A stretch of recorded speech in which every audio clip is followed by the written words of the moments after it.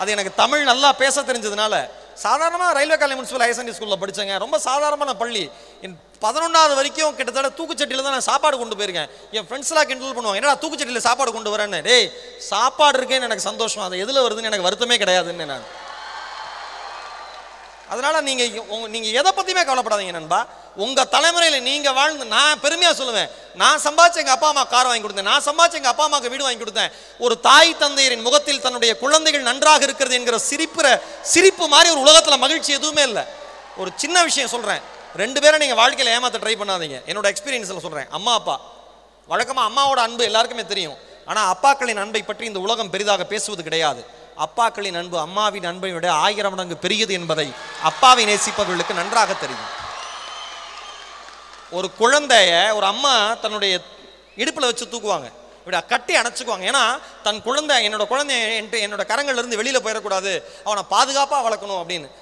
தான் பார்த்த உலகத்தை மட்டும் தன்னுடைய குழந்தையும் பார்க்க வேண்டும் என்று நினைப்பவள் தாய். ஆனா ஒரு தந்தை குழந்தையை தூக்குகிற பொழுது தோள்களில் வைத்து கொண்டாடுவான். ஏன் தெரியுமா? தான் பார்க்காத உலகத்தை கூட என் குழந்தை பார்க்க வேண்டும் என்று நினைப்பவன் தந்தை. அம்மா வாழ்க்கை முழுக்க நமக்காகவே தேஞ்சு தேஞ்சு தேஞ்சு தேஞ்சு காஞ்சு ஓஞ்சு போன ஒரு உடம்பு. தாய்க்கும் தந்தைக்கும் தயவு செய்து ஏமாத்தணும்னு நினைக்காதீங்க. அந்த 2 பேரையும் அவங்ககிட்ட போய் சொல்லணும்னு நினைக்காதீங்க. இன்னொன்று, ஆசிரியர்கள், தாய் தந்தை ஆசிரியர்களை மறந்த எந்த மாணவனும் வாழ்க்கையில் சாதனையானதாக மாறினதே இல்லை. நம்ம படிக்கிறப்ப நிறைய கிண்டல் பண்ணுவோம் நம்ம டீச்சர்ஸை, அவங்களுக்கு அதுவும் தெரியும். ஆனால் அதை அவங்க என்ஜாய் பண்ணுவாங்க. அது ஒரு லிமிட் வரைக்கும் தான். அது நீங்கள் நல்லா அவங்க எல்லாருக்குமே தெரியும்னு நினைக்கிறேன். ஏன்னா ஆசிரியர்களை மதித்தவர் தான் அப்துல் கலாம். அவர் ஜனாதிபதியாக பதவியேற்ற அடுத்த நிமிஷம் யாருக்கு நன்றி சொல்ல விரும்புறீங்கன்னு கேட்டப்ப அவங்க வந்து அம்மா அப்பாவுக்கு சொல்லலை, பெரியப்பாக்கு சொல்லலை, பெரியம்மாவுக்கு சொல்லலை, சகோதரிக்கு சொல்லலை. யாருக்கு தெரியுமா சொன்னார்?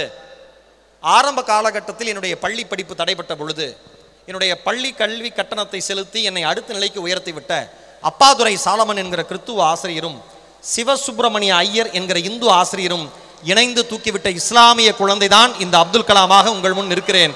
அந்த 2 தெய்வங்களுக்கும் என் நன்றினார். ஆசிரியர்களை மறக்காதீங்க, பெற்றோர்களை ஏமாத்தாதீங்க. இன்னொன்று, இந்த 4 வருஷம் படிக்கிறப்ப பின்னி பிணைவோம், ஃப்ரெண்ட்ஷிப்னு படித்து முடிச்சுட்டு அவன் வேலை வெட்டின்னு போகிறப்ப ஒன்றும் கான்டாக்டே இருக்காது.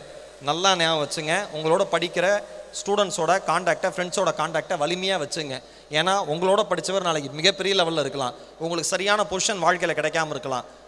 நீங்கள் உரிமையாக போய் கேட்க முடியும். அவர் ஒரு CEO ஆகிட்டார், இன்னும் நீங்கள் கரெக்டான போஸ்டிங் போல, நண்பா நான் இன்னும் கஷ்டப்படுறேன்டா அப்படின்னா உங்களுக்காக உதவுகிற முதல் கையாக அந்த நண்பனுடைய கை மட்டும்தான் இருக்கும்.